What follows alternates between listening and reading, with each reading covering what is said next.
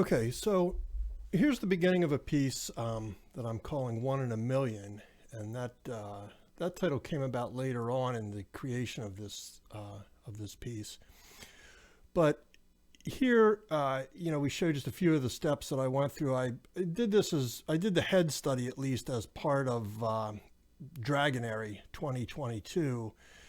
And I took it a little further in Photoshop to give it some shadow and a little more form, but I liked it and I wanted to take it even further than that and bring this into a final painting.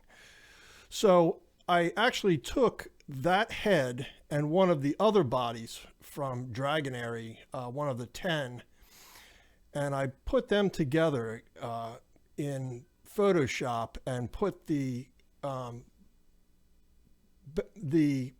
drawing together in there, the underpainting together in there.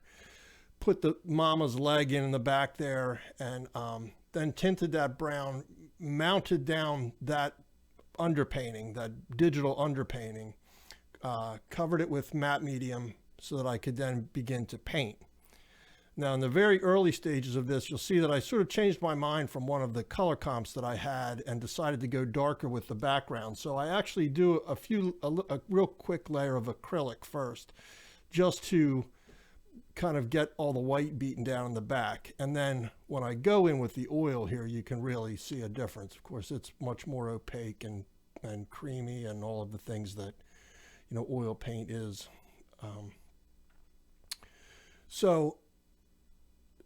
And at this point, I'm just really trying to still map in the colors and just decide that, I'm trying to get it laid into the point where I can tell if the rendering time that I'll put in is heading in the right direction. Do I have the right colors down on the palette, and am I moving in the right direction? So that's really what the background is on this. So I'm trying to move sort of quickly, just, it's not something I'm spending a lot of time on detail at this point. These are, I don't want to say that it's coloring the drawing. There is some transparency to it, but I'm really laying this paint on pretty opaquely at this point. Now, one of the things that the starkness of the drawing captured, or the Photoshop value study, was the light, the sense of sort of a spotlit effect here, and that the head of the dragon is even in a cast shadow from the parent dragon here. So that's something I definitely wanted to make sure I didn't lose at this point. In fact, that's something I really wanted to play up in this piece quite a bit. Now, as I'm laying in the grass, there is there's a looser sort of style that I like to go with for grass that keeps me from painting every little blade of grass, which again can look sort of artificial eventually. It has a lot of detail, but it doesn't look convincing and natural to me. So I wanted to sort of handle this environment more like a plein air painter and less like a real tight paperback illustrator.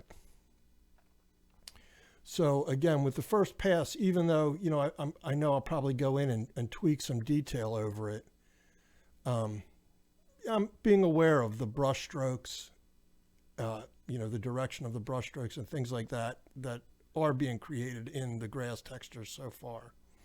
Foliage is one of those things that, you can paint sort of loosely and have it attain a very realistic look.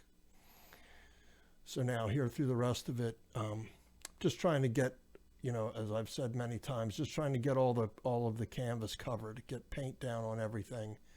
So especially when the value is changing as much as it is, in this particular piece. The main dragon changes probably the least, but the background is far darker than what the underpainting indicates. So we really have to kind of darken that down stage by stage. And you can see with the back leg, I'm kind of going for more of a wash here at first.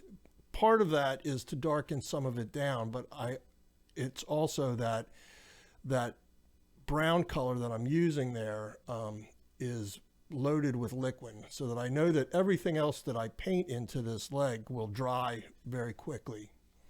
and set me up to get in for finish. And here's where, I can really start to see the color pop a little bit, which is where I chose to go with, to indicate the color as though it's a blue sky. The areas that are in shadow are going to be a reflective sort of blue-violet color, so the colors are really going to pop. And getting this first pass on the dragon's head, this is the area that is all in shadow, so this is where a lot of those bluer and blue-violet colors are gonna live in this thing. You can also see that I had there was something about the horn. It looked almost like I was missing a horn, so I corrected that in the drawing there a little bit, that second horn in the back. It's never too late to change your mind on something, so I think that looks a little better. But again, you can really see where the violet now is popping against the warm tones, even though the leg is just kind of a wash at this point. It's not really even, the value isn't established. I think I decided to lay some of this violet in because I knew that this would be an area that I would compare to everything else in the piece. I wanted this to look like an albino dragon that was in this cast shadow, this little spotlight that's just throwing the shadow right across the neck. So I wanted to see what these colors were going to be in this piece, and then I could kind of adjust what I had around the piece in the background to support that and give me the focus that I was looking for.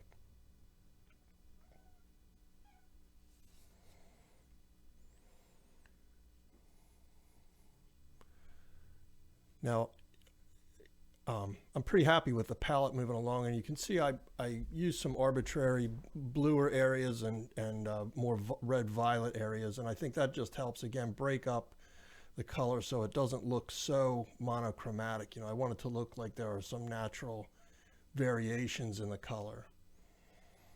But I'm taking my time following my sketch, and I'm sure that I have a printed version of my drawn Photoshop comp off camera, and that's something I'm always referring back to. And I know that with this piece, I'm kind of moving along fairly quickly, so I know that I'm going to let this dry and come back over it with some more finished detail. So I'm kind of walking a little bit of a tightrope between wanting to establish some of the form, but not get so crazy in the detail that it slows me down. At this point, again, one of my main goals is really just to cover everything.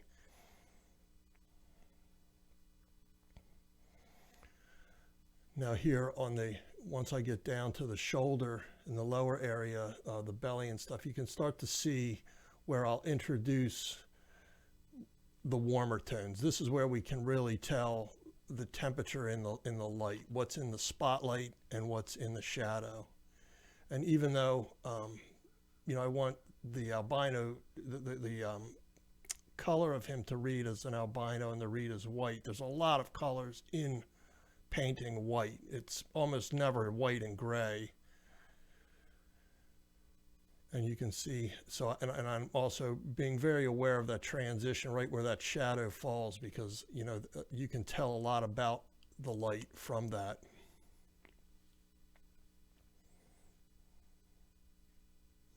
It's where the cast shadows start to really fall, and some of the softer shadows that exist on the head, for example, the difference between those two is really the most obvious right there. And the color also, which you can see as I start to work in underneath that wing, I start to introduce much warmer colors, these sort of warm red pink colors, and even yellow sienna like colors.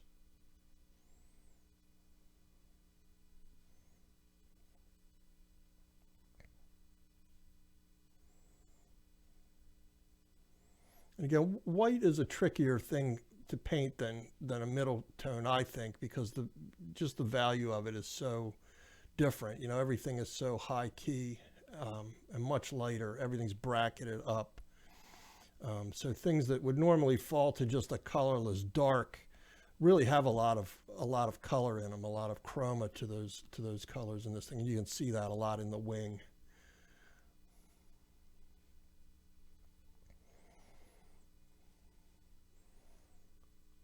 So at this point now, most of the underpainting is covered. You know, we're getting to a point now where I can see what's working and what's not working. Now, obviously there's some finish that will need to be put into everything, but at least I'm becoming confident that I like this color arrangement and that everything's doing what I had hoped and what I wanted it to do. Now again, I turn these things all over, you know, on their side and upside down and everything quite a bit as I'm working on them, but you can see here where that really is advantageous to clean up some of these edges on the wing and get you know, just the brush direction is easier to control.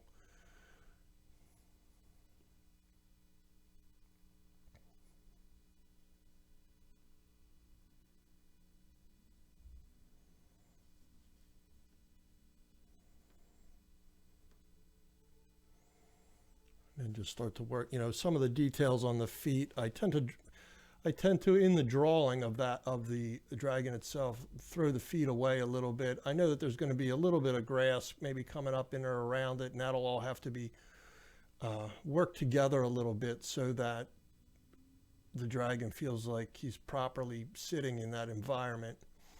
But again, a lot of this has liquid in it, so it's drying very quickly. And I do that especially with white, because white is a slow dryer to begin with. So now I can see that I'm, you know, with working on this back leg, that I really want to go much darker than what's here, and I can really get into building the value. Now that I have, you know, I've had the white of the board beat down to at least a pretty good middle value. And I knew that what I was going for with this, I'm looking at some reference that I believe is like an elephant. So it's more of a hide on this particular, it's a real close up of this leg than the more stylized, like snake skin type of dragon pattern. You know, this I wanted to definitely have a more zoological feel to it, I guess I'll say.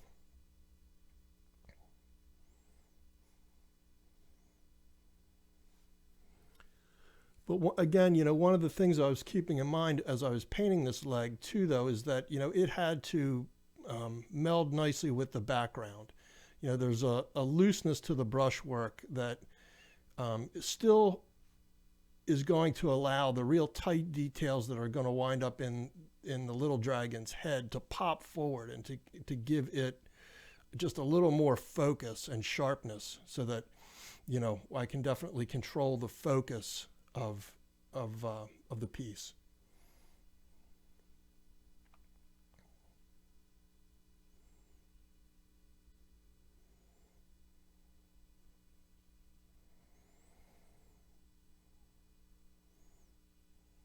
And at this point, you know, I'm taking my time getting around this also because of the difference in color. I'm taking my time getting around this because of the different color in the leg and the dragon's head. You know, I don't want those two to mix together a lot on the piece.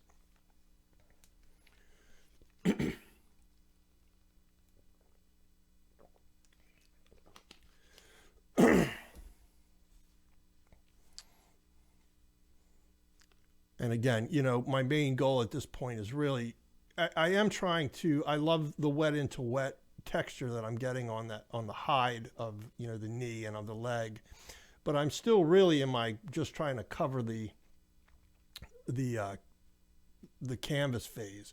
You know, this is normally a stage where I would assume I'm going to go back in and go over this at least one more time. Now the hide texture happened to turn out pretty well the first time, so I did go back in a little bit, but to a very minimal degree. And as you'll see in a little while, actually the hide I liked, and I wound up working back into the foliage a little more. So you know, the piece will kind of show you where to go, what is looking finished and what is not.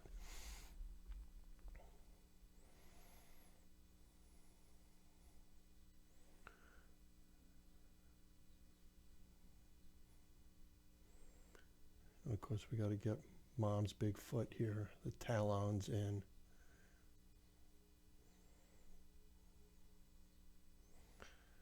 And at this point, you know, the palette's established, so I have the colors, and it's just a matter of really bringing this thing all the way to full value as much as I can on a first, not a first pass, but it's really the first pass of what I would consider the finished object. Everything else has been a step towards this each time. Now at this point, I'm pretty sure this the head is good and dry, so I'm going over this pretty wet into dry. So it's allowing me to leave the color underneath it undisturbed, which is important, I think, especially when you're painting something that's white, because white the colors can get muddy so quickly or get dirty looking. And I knew I wanted to maintain the the more chromatic quality of the blues and the violets and the red violets that are in the shadow of this guy. But really at this point, this is just putting the time in, and as you'll see, and I just start to work my way around all of the scales, and then some different textures that wind up around the face, up and around the nose, and even on the horn and stuff. Everything is really just this white color, so I don't have a lot of difference in variation. It's not like the horns are brown, for example, but it's just a textural thing at this point.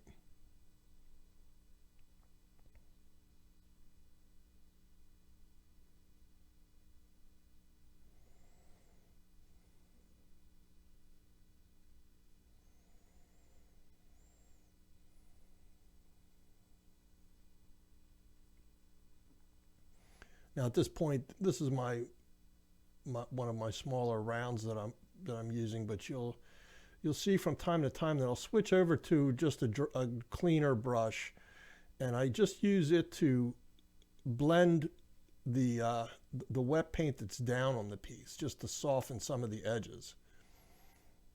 So that's just another technique you can use to blend the edges into the dry paint that's already there, but it gives us a softened look.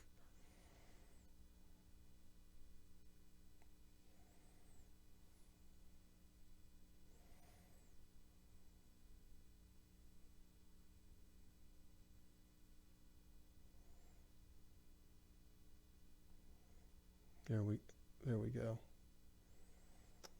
You can see as I lay them in the first time, sometimes certain areas just need to be dusted down. It's just the edges are just too sharp.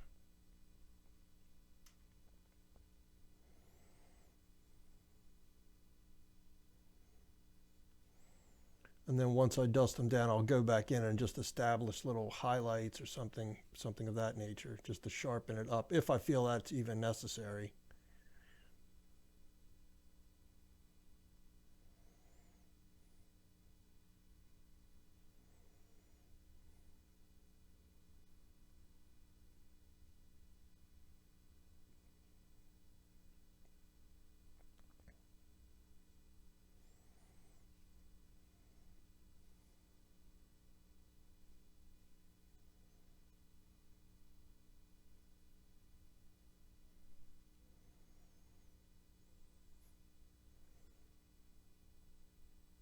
And again, I have this white palette mixed up. I actually have probably two or three different strings of sort of white color. One's blue, one's sort of more red violet, and one is that sort of yellowish, the pale yellow, I'll call it, that is really the highest highlight on there. And I'm sort of arbitrarily using them together to give it a more full palette look. And then, of course, the white, when you get in to really do the dark darks, they have a lot of punch, but I really want to use these sparingly. because it can start to look like the object is not white very quickly when you start to drop a lot of dark into it.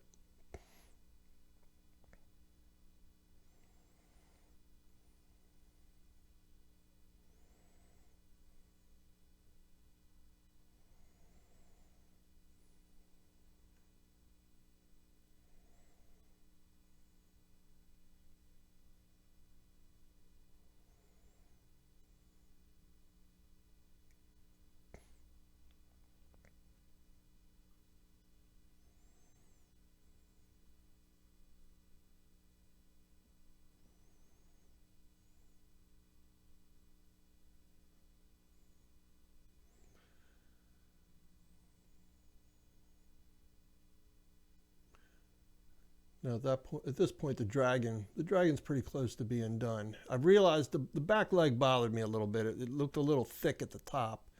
So my first order of business here is to thin that down. But I'm also getting back into this background now, the very distant background. Pretty happy with the leg. So it's more about what I can do to that background to sort of give it a level of reality that I feel matches everything else that's in the piece. And again, this is, one of those times where, I've talked about before, but the piece will kind of tell you, some things can look great right off the cuff immediately. Some things need a pass or two more. The green that I'm working on in the distant background there to the right, to me, it just felt like there wasn't enough contrast even in this piece still. So it's a matter of getting some more darks in there. So now I really knew where I could push it, because the piece is at this point very close to finish, and I can see all the relationships and how everything's working together or not working together. So, and you can see how I play around with that a little bit to add a little light to pull the leg out a little bit, or darkness just to add a little detail.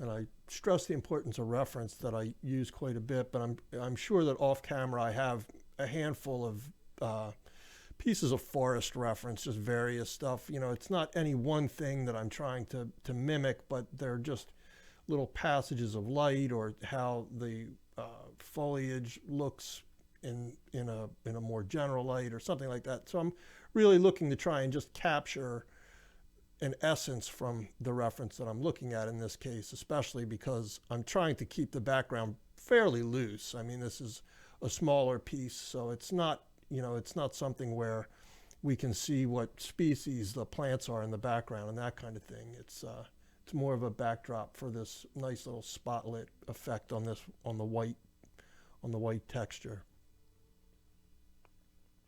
The white texture of that dragon, which, I've done several white dragons in the last couple of years, and it's interesting to me how different they can be handled. This is one where there's, the colors can vary so much, and the value on them can vary so much. So I have a lot of fun with the white dragons.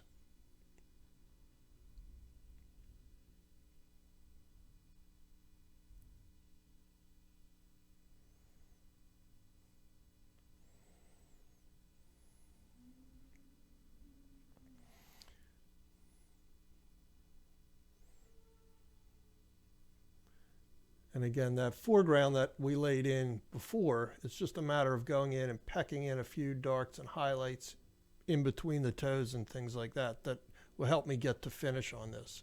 It's an area that I want to leave sort of loose, but it does need a little tightness to it, a little bits of pop, little brush strokes to make it feel consistent with the rest of the painting.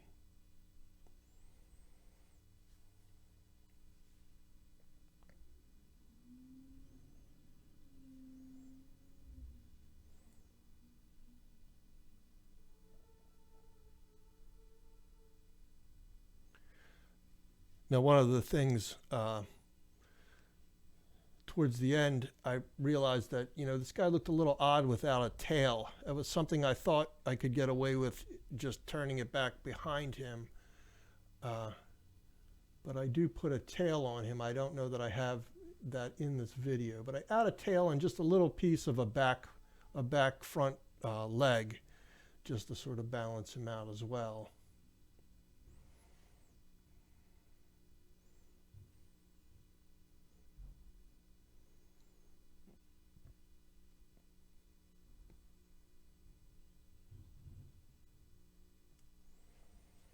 And there you go. There's the finished product. And as I said, I'm going to title this one 1 in a Million. I think that's an appropriate title for the albinos that we see in nature.